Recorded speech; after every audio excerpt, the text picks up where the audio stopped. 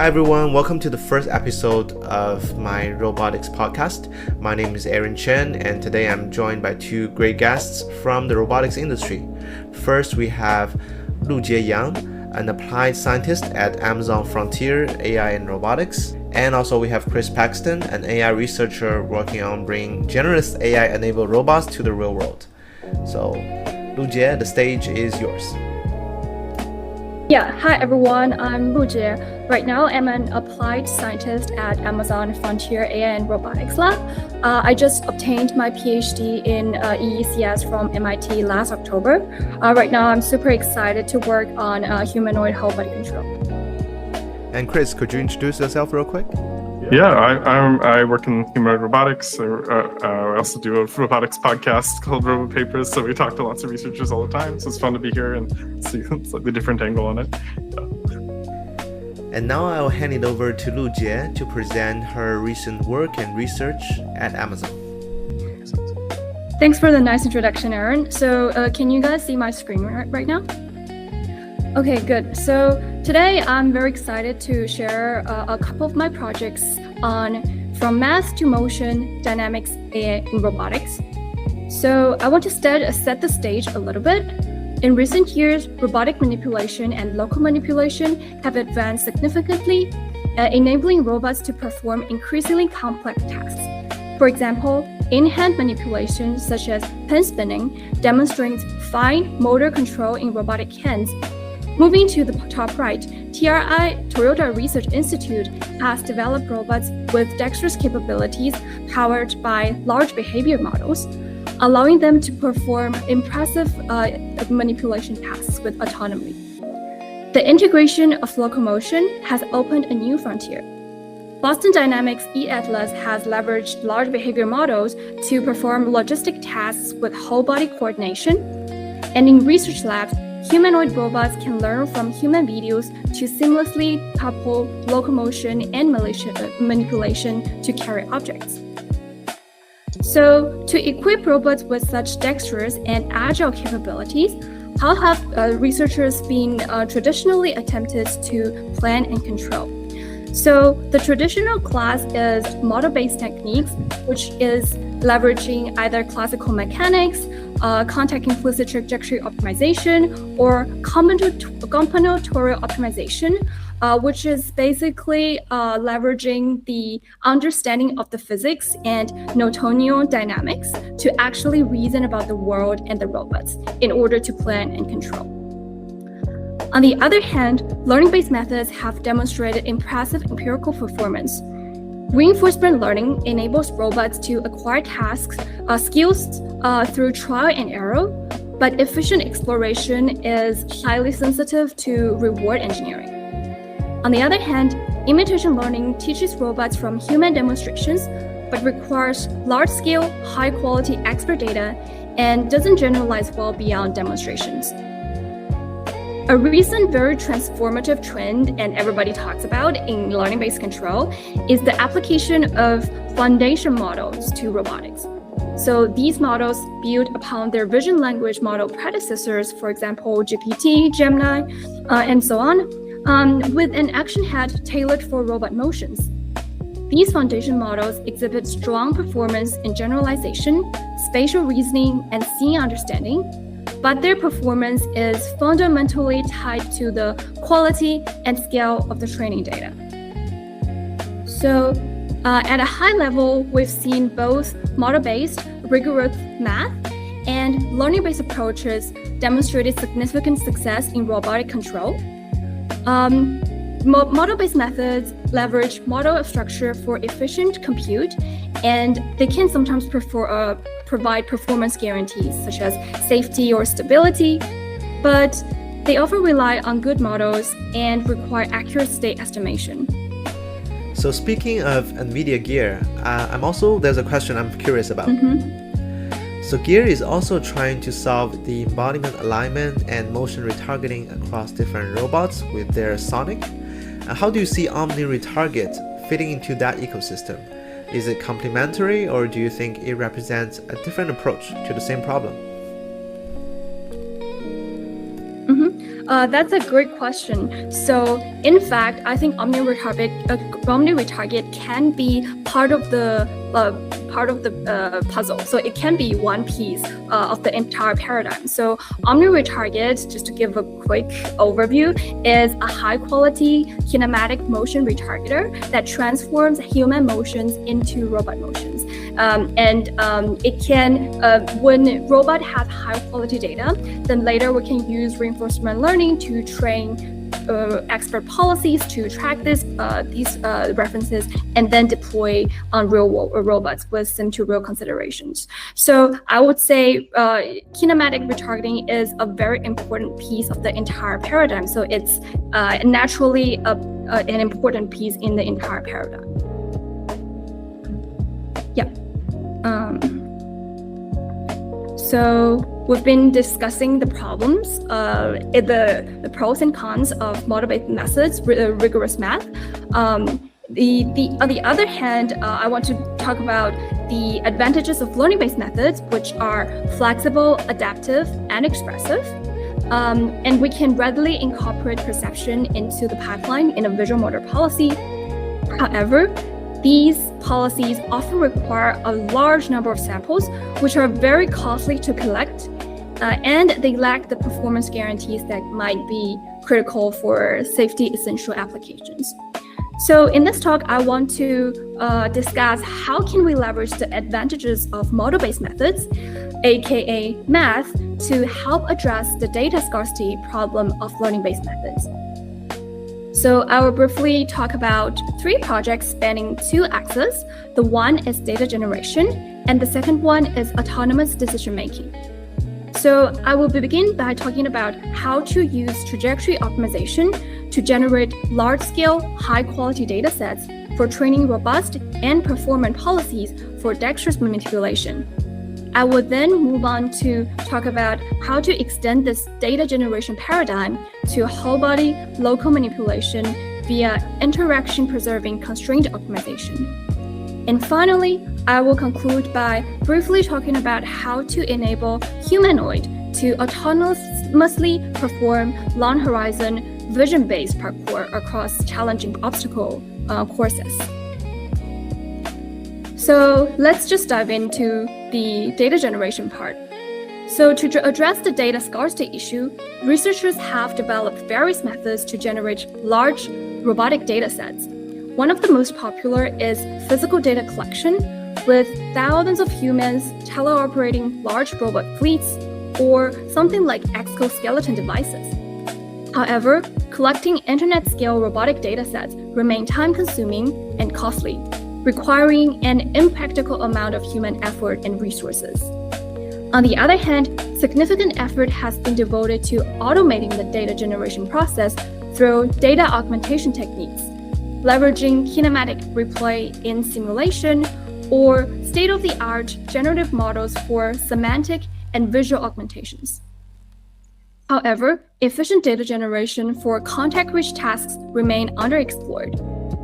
So in this project, we introduce a cost-effective data generation pipeline that uses trajectory optimization, which is basically leveraging the Newtonian dynamics, to augment human demonstrations to a distribution of tasks across different embodiments, physical parameters, and initial states.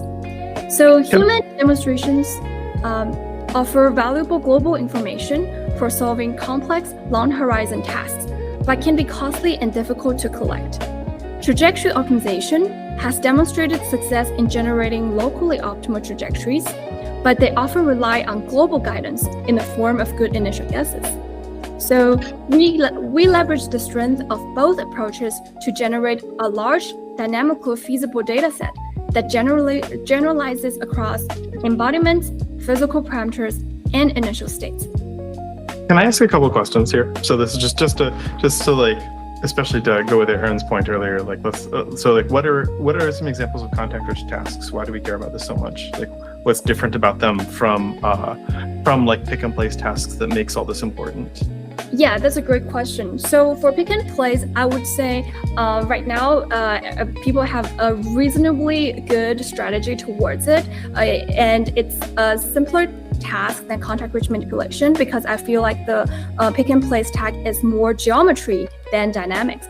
As soon as you can reach the object without collision with your surroundings, grasp it and move it with your hands and place it onto the table or what surface, then the task is basically achieved. So there is only just a few making and breaking contact in the entire task duration.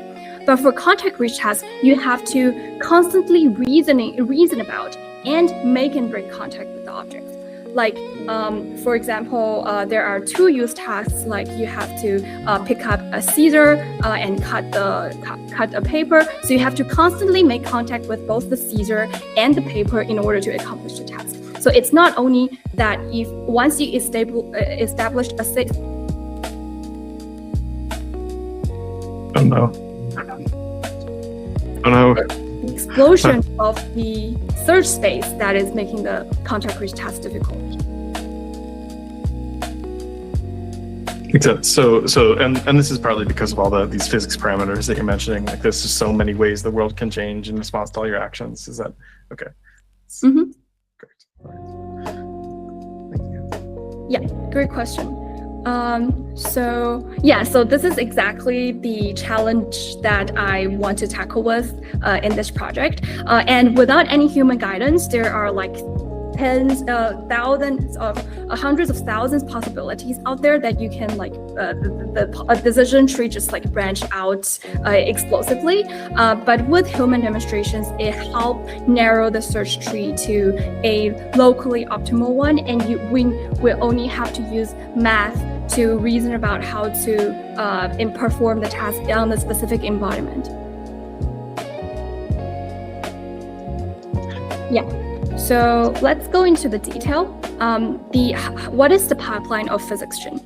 So starting with a small number of human demonstrations collected in a virtual reality simulation environment, we refine these demonstrations using optimization-based kinematic retargeting and trajectory optimization to map the human demonstrations onto for example, these two robots. Afterwards, this process can provide a diverse, physically consistent dataset that enables cross-embodiment data transfer and training robust policies that achieve high success rates in sim-to-real hardware deployment on bimanual EWA arms. So our data collection pipeline is a human hand demonstration interface in VR. The right visualization is basically how the demonstrator sees in the real-time view in VR. Our demonstration interface is very fast and cost-effective. It takes about 7 minutes just to collect 24 long horizon demos for each considered system. So after we obtain the human demonstration in VR, we will try to map those human demonstrations onto the specific embodiments we have in mind. So for example, the top row is mapping the 2 human fingers onto 2 robot arms. And the bottom example is mapping a single human hand to a floating Allegro hand. So the way we do it is, given a sequence of human demonstration, we want to find the robot state, which we call it X-retarget, that basically match the human demonstration in morphology. So just to give an example, in the specific configuration, the the left fingertip should be mapped to the left end effector position in this bimanual EWA arm example. So in order to make it more kinematically feasible, we add non-penetration constraints, which is to say, the robot cannot penetrate the object and it cannot have self-penetration. And we also add joint limits to avoid the robot exceeding some safety threshold. And the kinematically feasible robot states are actually generally not dynamically feasible.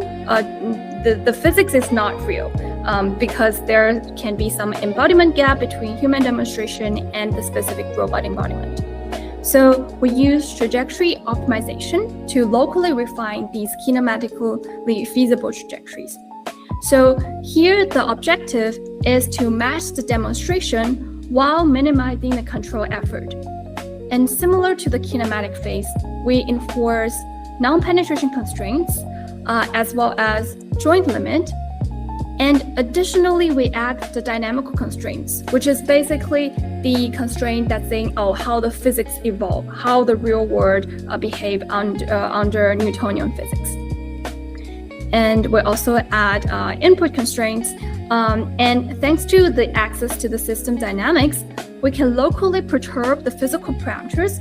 For example, like the robot damping coefficient, the object masses, friction coefficients, or sizes, so that we can actually solve for a distribution of tasks. From a single demonstration, we can solve a distribution of physical parameters optimization problem. And here is the visualization of the human demonstration in VR in the left column. The middle column shows the kinematic replay, which often fails the task, and the right column demonstrates the dynamically feasible trajectories after trajectory optimization. Notice that these two robot arms, both Iwa and Panda, can use the same human demonstration to accomplish the manipulation task. So this is showing that only with two-finger demonstration, this demonstration can be transferred to much larger, like 1 meter tall robot bimanual robot systems. Trajectory optimization is also crucial for generating diverse trajectories. So it efficiently augments a small set of demonstrations to a wide distribution of trajectories with locally perturbed physical parameters and initial conditions. So we validate our approach by training behavior cloning policies on the generated data sets. We see that the policy trained on more data, generated data, will actually achieve higher success rate. And to give a concrete example, the policy trained on only 24 original demonstrations will easily encounter out of distribution state and fails the task, while the policy trained on 500 augmented trajectories can keep trying to establish contact with the cube even after initial misses.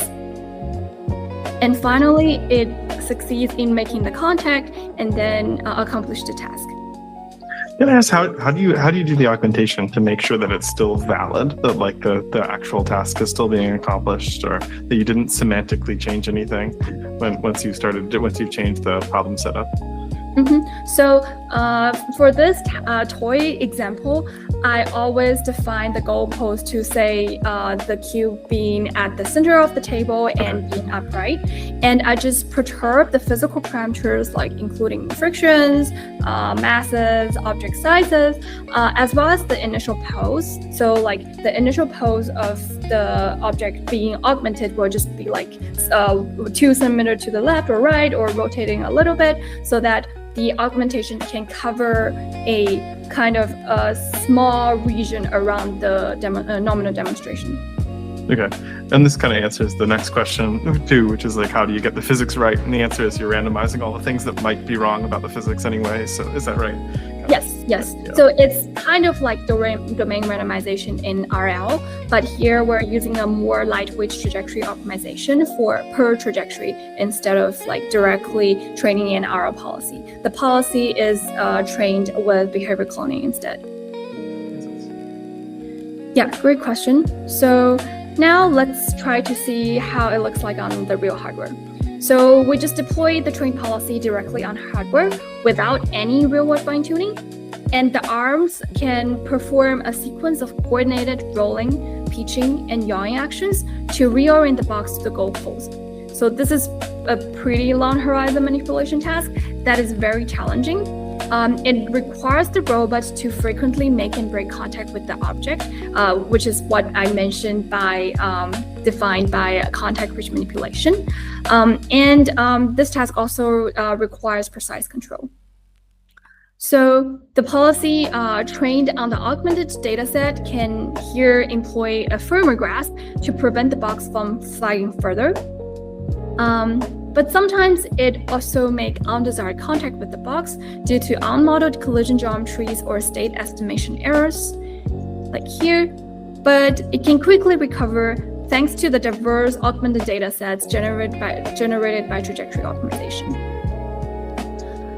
So now that we have built a pipeline for efficiently generating data for dexterous manipulation, a natural question is, can we extend this to whole body local manipulation?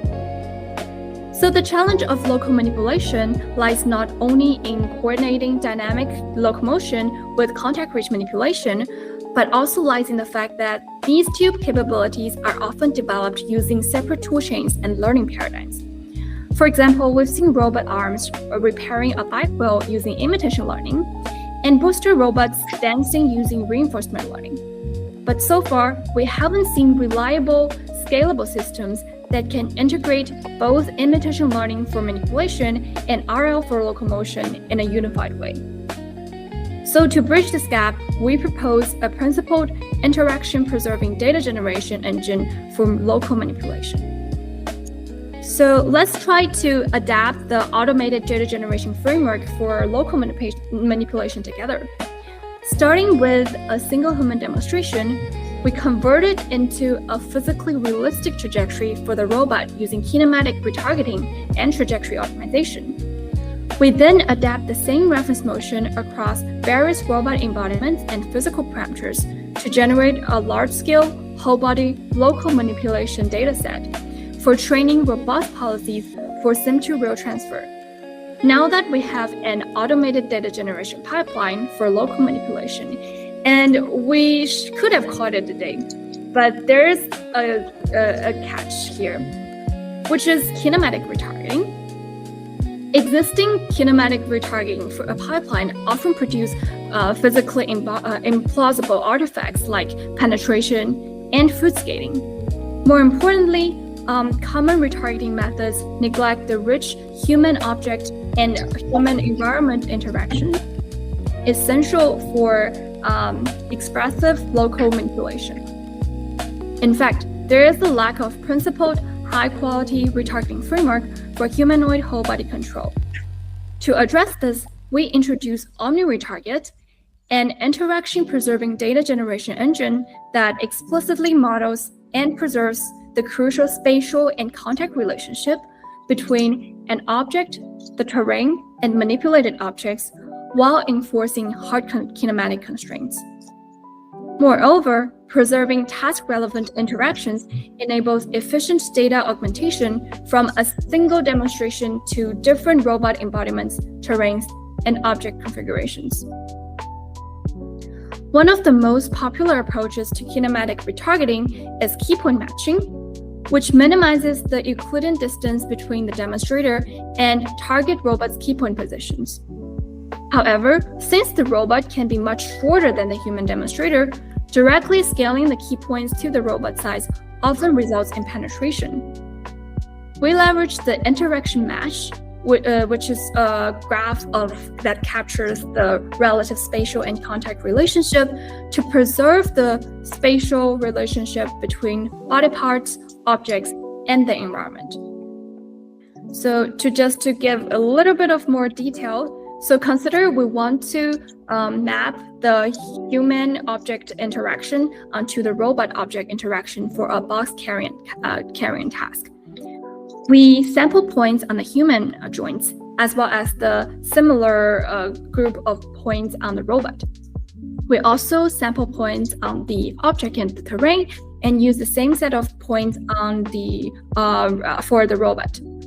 We then construct a graph which captures the relationship between all the points from the source, which is the human object motion, and the target, which is the robot object motion. So here we connect these points together to form a graph, which captures the relative spatial information. Here's an example. So the right wrist of the human is touching the right surface of the box, So there should be an edge capturing this relationship. We also want the robot's right wrist to make contact with the right surface of the box, so the same relationship is preserved in this graph structure. So this graph actually allows us to define the Laplacian coordinate, which is basically its displacement relative to its neighbors. And we compute this Laplacian coordinate for both the robot and the human and minimize their deformation. So by minimizing the deformation in the interaction preserving graph, we can basically preserve the spatial and contact relationship. And similar to the contact-rich data generation framework, we also add non-penetration constraint, joint limit, velocity limit, as well as a foot skating prevention constraint, which is basically trying to prevent the robot's foot from sliding when it's walking. So here is a visualization of how the interaction preserving graph works in real. The blue dots are the robot and human joints, while the green dots are sampled from the objects. So here we can see that the graph is actually preserving the relationship between the human and the object of the box carrying task. So this is the core math in OmniRetarget.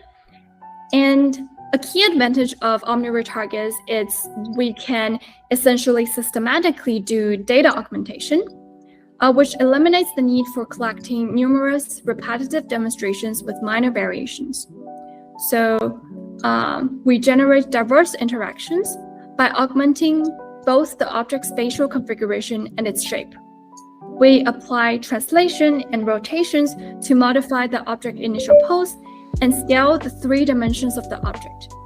And for each variation, we resolve the optimization again, and all the motions on this slide is actually from a single demonstration. We're just locally varying the object shape and initial pose.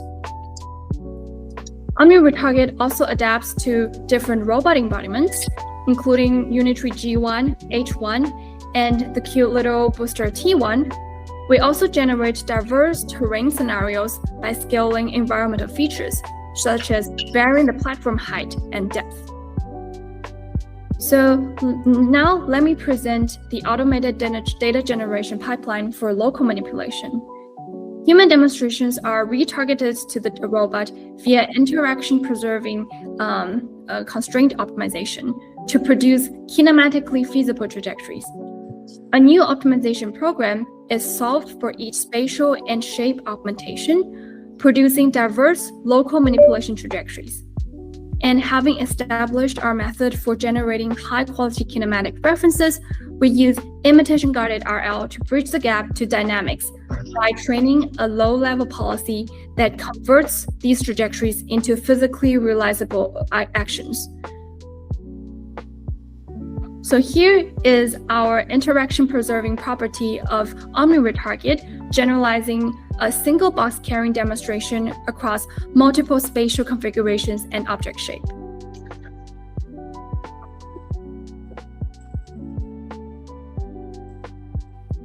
I really like these examples. They all look very natural, the motions. You have some of the best videos, honestly, from a paper from last year. So. Yeah, thanks. That is one of the advantages of using human demonstration.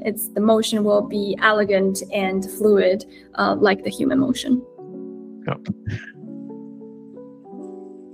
I do wonder. So I'm trying to wrap my head around the graph stuff. So let's say that it's let's say you're picking up the box and it makes contact. Like if I'm carrying a big box and it makes contact with my chest and the 2 hands, and then now to scale to the robot, I might have to break one of those constraints. Like maybe the little robot has to make contact on its head instead. So does the framework handle that, or is that enough of an edge case that it's not relevant? I feel like there's got to be cases like this where some of the relationships are in conflict when you change the shape of the robot or the shape of the environment geometry. Is that true, or is there?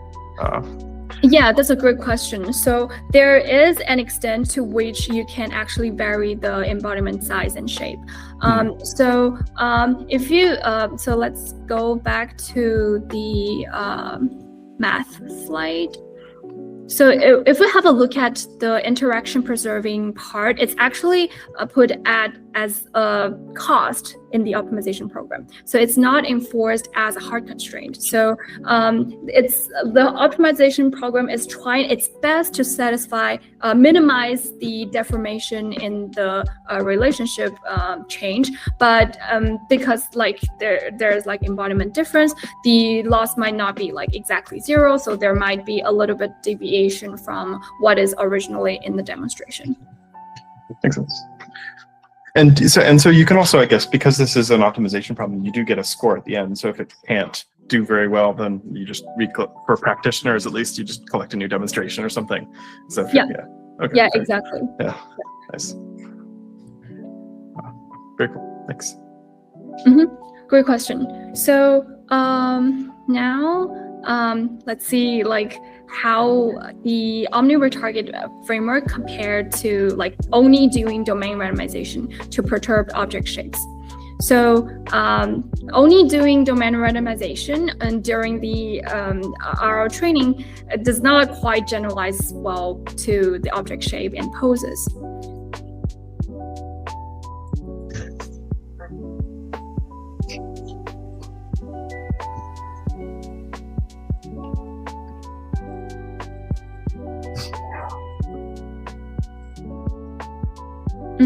The motion augmented for different terrain heights can also be used for training and deployment effectively.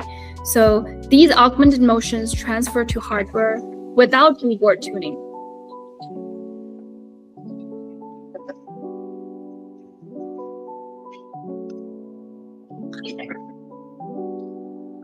And so just to talk about reward tuning a little bit. So this is obviously a huge problem with a lot of reinforcement learning. Like it's a very exhausting process, but like your work has like very few reward terms. So this is actually a huge advantage, right? But like, can you tell a little bit why? Is it because of the contact graph representation is so much better, or yeah, okay. Yeah, so there's a backup slide. So the reward tuning for like previous papers like look something like this. They have to add some ad hoc regularizers such as like contact time and fluid flight to compensate for the artifacts in the noisy references. But because OmniRetarget does like produce very high quality reference, it doesn't have penetration, it doesn't have fluid sliding. We don't even have to have those like reward terms in our formulation. So in fact, we only have 5 reward terms and a purely perceptive observation space shared across all tasks. So this essentially is like a paradigm shift from just patching the lower quality reference motions with complex reward engineering to solving the problem at its core with principled data generation and minimal reward RL training formulation. Gotcha. Okay. So the argument here is that basically just because the demonstrations are so much better after retargeting, taking the environment and everything else into account. That makes sense. Yes. That's exactly right. So here is some more evidence on that. So here are the different kinematic retargeting quality, including penetration depth, foot skating, as well as contact preservation. So OmniRetarget performs the best out of all the methods we consider, and therefore the RL downstream success rate is the highest across all the baselines. Yeah. Makes sense. Yep. Great question. So now let's see how OmniRetarget enable diverse box carrying skills with various picking and walking styles. So wow, this movement is very impressive. Actually, we know that we saw during the Spring Festival Gala, the robots were performing the exact same actions. Do you think did they acquire the data from you? They didn't obtain the data from us. The data is actually like kind of open to the public, and we actually wrote the data source. We obtained it in the paper. So it might they obtain it from other resources. Yeah. Do you think they used basically the same method? Yeah, exactly the same method, I think. But I think, so here we're doing motion tracking, and in local sense, they are doing more global tracking. They have to coordinate a fleet of robots, so they have to accurately track their robots at global position in order to maintain the entire fleet and don't collide with each other. Yeah, the maximum linear velocity is 3.5 meters per second, and peak angular velocity is 15 meters per second. All right, I have one question. How many robots did you break while trying to get this to work? Actually, only one. Only nice. Yeah. And specifically for the wall flip. And the reason we broke it was not because our policy didn't perform well. It was there was some hardware constraints that were not exposed to us during the first two trials, and then we'll fix the hardware problem. Yeah. So it's like a safety stop or something, or yeah, yeah. Okay, like partway through a flip. See how that would break it. Yeah. And then I will talk about how to make robots autonomously perform these very dynamic and long horizon tasks. Because OmniRetarget enables highly dynamic motion, but the robot is still following predefined trajectories. So if we put the robots into the world, and how can it autonomously decide what to do? So the key here is long horizon skill composition and perception-driven decision-making. So we combine these components in a modular framework that first leverages motion matching to compose atomic parkour skills into long horizon kinematic trajectories, and then train motion tracking RL expert policies for these composed motions. We then distill multiple teachers into a single depth-based multi-skill student policy, and then enables zero-shot sim-to-real transfer onto a physical humanoid robot. So here is the skill composition framework. The pipeline efficiently chains atomic parkour skills like climbing up the platform with versatile locomotion using motion matching. So here, motion matching is basically formulated as a nearest neighbor search in a feature space. Then the result is a long horizon parkour trajectory with the elegance and fluidity of dynamic human motions. And then from each single kinematic parkour trajectory, we train single skill teachers' policies to track these kinematic reference trajectories. These teachers can observe the privileged information, including the robot states, height map, and reference motion, and execute agile parkour skills like climbing, vaulting, and hurdling.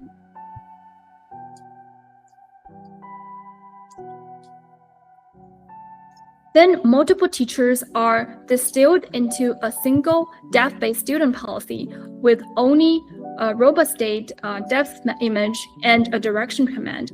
So this enables very smooth transitions across diverse parkour skills, and we achieve this using a combination of Dagger and RL objective. So basically here we want to say that a single visual motor student policy can perform parkour tasks. Can you say, what do you mean by a combination of Dagger and an RL objective? Yeah, that's a good question. So traditionally, the Dagger loss is basically kind of supervised learning, but we find this is not actually not efficient for very agile parkour motion. So to give a concrete example, say the robot is trying to hurdle over an obstacle, and the motion where the robot is slightly above and below the reference motion has the same Dagger loss.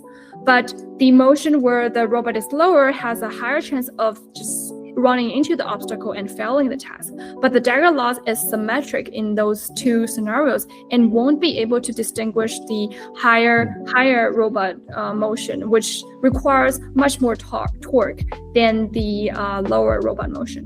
So this is, I think, one of the finding that is specific to the parkour task, which requires like a burst of high torque for these motions.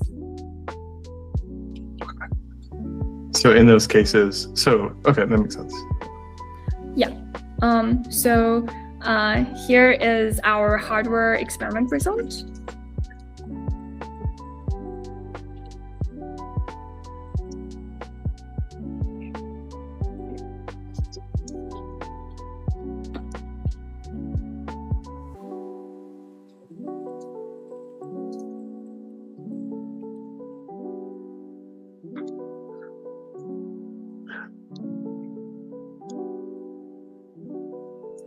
Again, I love these videos. So I guess since this is a podcast, we're watching the robot like vault over things. And yeah. Yeah, actually, we broke more robots for this project. Yeah. Yeah, it's much harder to make it make it decide itself. Yeah. How many robots did you break? So we completely broke one, which is like not repairable. But we have like 3 always repairing, rotating. Yeah. Okay.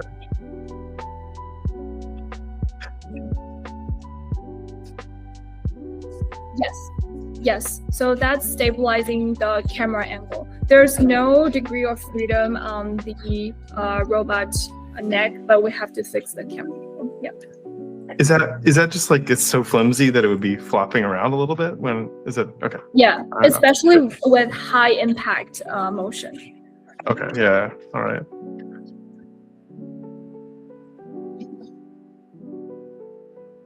I think it would be nice, especially if we can have active sensing to look around to see if there's obstacles or have a wider field of view if the camera, like the field of view is very small. You're gonna have to do booster for the next one then, right?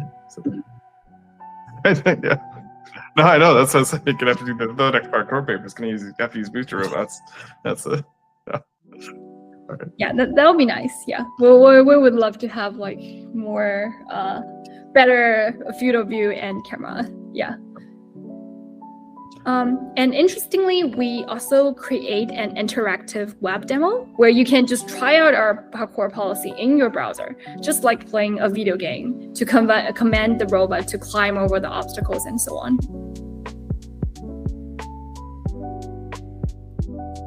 Okay, so I talk about my projects including data generation for contact-rich manipulation and local manipulation, as well as autonomous decision-making, enabling a humanoid robot to do perceptive parkour.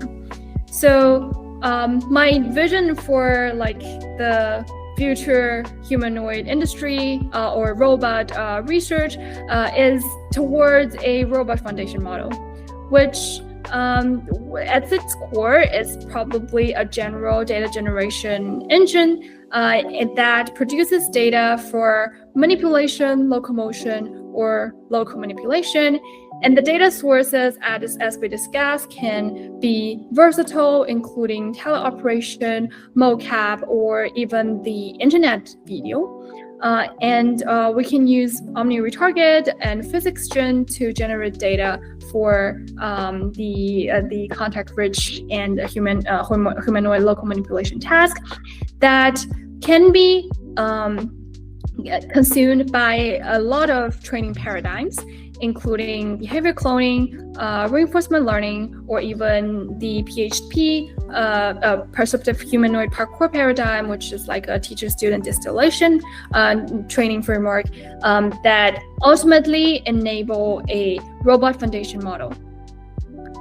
And in this talk, I've mainly focused on the vertical axis of the entire paradigm, which we care about, that is equipping robots with dexterity and agility. However, there is another essential axis, which is cognition. Today, large vision language models trained on massive internet scale data give robots remarkable reasoning capabilities from the rich word model. However, these models lack abundant embodiment experience. So, for example, like Gemini Robotics and the Pi 05 or right now 06, they have a lot of cognitive capability, but might like lack a little bit less like dexterity and agility that we might need and care about. So, as the title of my talk suggests, I want to see the combination of the two paradigms that is the synergy of the physical intelligence and cognitive intelligence to flow between each other and lead us towards truly intelligent agents. Ones that not only see and reason, but also act with dexterity and agility in the real world. So if there's a chance for me to visit physical intelligence in the near future, I'm going to show them this video clip and let them know that there's some feedback saying that their robot does not have enough agility or dexterity. Yeah, so that concludes my talk, and I will just stop sharing, I guess. So thank you so much for the amazing presentation, and thank you, Chris, for joining as well. Yeah. Thank you. I think, consistently, I think these have been some of the coolest videos, both the parkour paper and the OmniRetarget that we've done for the last year. So it's really great stuff. Thank you so much. Yeah. And I'm also curious, how do you feel when you see things like the Spring Festival Gala performances with robots doing wall flips and parkour that look very similar and seem to use the same techniques from OmniRetarget? How did you feel at that time? Did you feel proud, excited? Were you being notified beforehand? And did you tell your parents this was from your team's research? So I think we were proud to see that like they are actually like using our methods and even our motions. And I would say I am very impressed by like their engineering capability. So the Spring Festival Gala is basically showing kind of the ceiling of the motion tracking method. It shows like if you have enough engineering effort, if you have enough robots to break, and if you have enough hardware support, what is the ceiling that you might be able to reach for agility? So I think that is very impressive, and I would have to say their motion, like their blind motion tracking is actually more robust than our perceptive parkour.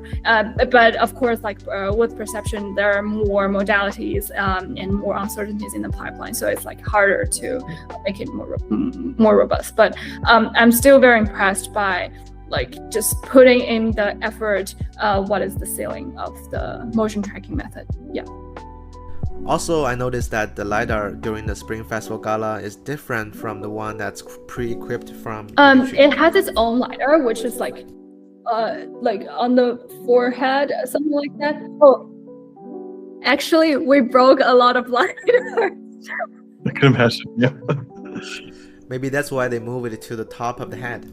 So we have a camera, like the neck support, like at the neck, and sometimes like if the neck is the head is hit, the support will actually go into the LiDAR, so it destroyed a couple of LiDAR.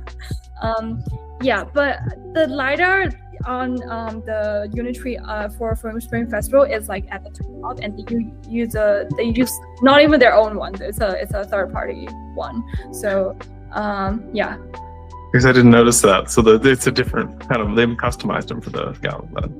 Yeah, and they have more have better motors, and like their robot is actually like upgraded. That makes sense. Yeah, so we're coming to an end of this podcast. And as a final question, stepping back a bit from OmniRetarget itself, what do you see as the biggest challenge for the robotic industry today when it comes to scaling robot intelligence? Let me try to think a little bit, because I feel like OmniRetarget, like this kinematic retargeting pipeline is actually pretty powerful. It can leverage a large data source, and it can like basically generate infinite amount of data. I would say the bottleneck is still like making the robots robust to all the scenarios it can encounter. So for example, like say like the stair climbing example, if we have one motion clip, we might be able to like retarget it to the humanoid climbing up the stairs, and the policy will be able to track it. But how do we generalize to different like infinitely number of stair height, stair width, going in certain directions, and there's like the some of the stairs are wider than the others, and some are more slippery, and there's different lighting condition, and there are more like constraints in terms of like, say there are people walking on the stairs, you don't want to run into them. So making the policy robust to all the scenarios and working 99.99% of the time, I think is very important, but also very challenging. Is that partly like a simulator problem? Like you think that the simulations need to be much more robust, or I guess you also need all the behaviors to go with all these different variations. So I guess. I think for locomotion, the simulation fidelity is I think reasonable. I think it might be a data problem. It might be a training paradigm problem. It might be a sim-to-real problem. So I think improving on different axes and making your policy like see as many scenarios as possible will, I think, greatly enhance the robustness and generalizability of your policy. Yeah. Makes sense. Do you think these things will work for like, I noticed these were all like rigid, right? So like what if it was like climbing up like a gymnastics mat, or I don't know, a dirt hill or something like that, like climbing up a rock face, I don't know, something like that. Do you think that these methods will mostly work with domain randomization and all this, or do you think you need other steps? I think domain randomization would definitely help, but there's to an extent that it can generalize. So we might need to do like, I don't know, close the sim to real loop and do some real to sim, or co-training with the real data, or even do like RL in the real world. So I think a lot of robots that way. Sorry. yeah. But I think for the RL in real world, you have to start with a reasonable enough base policy, and then you improve on top of that. Otherwise, like your robots are just like randomly going crazy in the real world. There's safety issue, hardware wear. So yeah, but I think the simulation will give you a reasonable enough base policy to kickstart the data flywheel. Yeah. Yeah, makes sense. Cool. All right, that's wrap it up for today's podcast, and thank you so much again for joining with me today, and we will see you next time. Hopefully you can be on our podcast again next time. So thank you. Yeah, thanks for having me. Thank you. Bye. Thank you. Great to meet you. Bye.